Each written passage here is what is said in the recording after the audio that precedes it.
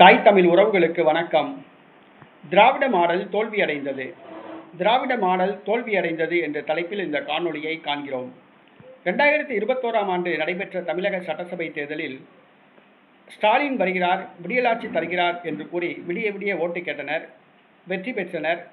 ஆட்சிக்கு வந்ததும் மக்களை கண்டுகொள்ளவில்லை. ஒவ்வொரு திமுக அமைச்சரும் 1 லட்சம் கோடி ரூபாய் அளவுக்கு சொத்து சேர்த்தனர். திமுக அமைச்சர்கள், எம்எல்ஏக்கள், சட்டமன்ற உறுப்பினர்கள், கவுன்சிலர்கள் கொள்ளையடிப்பதில் தான் கவனம் செலுத்தினர்.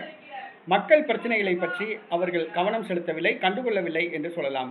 கடந்த 5 ஆண்டு கால திமுக ஆட்சியில் இளைஞர்களுக்காகவோ, மகளிருக்காகவோ, மாணவர்களுக்காகவோ, ஆசிரியர்களுக்காகவோ, அரசு ஊழியர்களுக்காகவோ உருப்படியாக எந்த ஒரு திட்டத்தையும் தீட்டவில்லை. இலவசம் என்ற பெயரில் கஜானாவிலிருந்து எடுத்து வழங்கினர்.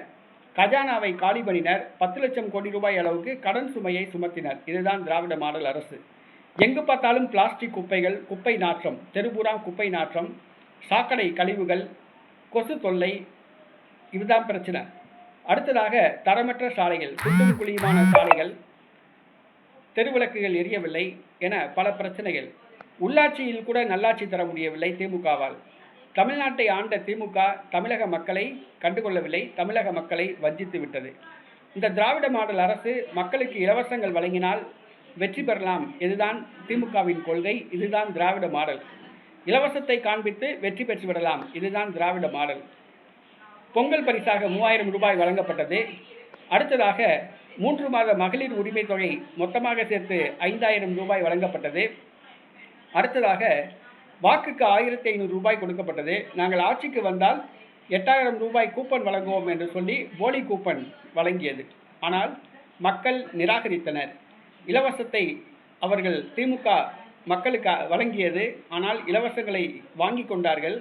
திராவிட மாடலை நிராகரித்தனர். திராவிட மாடல் தோல்வி அடைந்தது.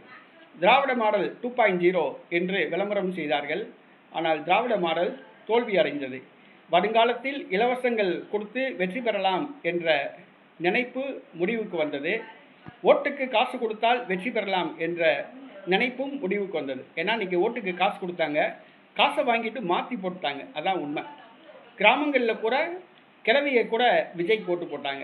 காசை வாங்கிட்டு திமுக, அதிமுக காசை வாங்கிட்டு கிளவியை கூட இன்றைக்கி மாற்றி போட்டாங்க. மதுரை கிழக்கு தொகுதி அமைச்சர் மூர்த்தி கடந்த முறை 80,000 ஓட்டு வித்தியாசத்தில் ஜெயிச்சாப்புல. இந்த முறை 16,000 வாக்குகள் வித்தியாசத்தில் தோல்வி அடைஞ்சார். வாக்குக்கு 1500 ரூபா கொடுத்தாப்புல. அதிமுக எம்எல்ஏவை, அதிமுக வேட்பாளரை 15 கோடி ரூபா கொடுத்து விலைக்கு வாங்கினாப்புல. அப்படி இருந்தும் கூட கடந்த முறை 80,000 வாக்குகள் வித்தியாசத்தில் வெற்றி பெற்ற மூர்த்தி இந்த முறை 16,000 வாக்குகள் வித்தியாசத்தில் தோல்வி அடைஞ்சார். என்னன்னு கேட்டிங்கன்னா, கிராமங்களில் கூட கிளவிகள் கூட விஜய்க்கு ஓட்டு போட்டாங்க, அதுதான் உண்மை. அதே மாதிரி செல்லூர் ராஜு ஓட்டுக்கு காசு கொடுத்தாப்புல. செல்லூர் ராஜுவும் 3வது இடத்துக்கு போயிட்டாப்புல.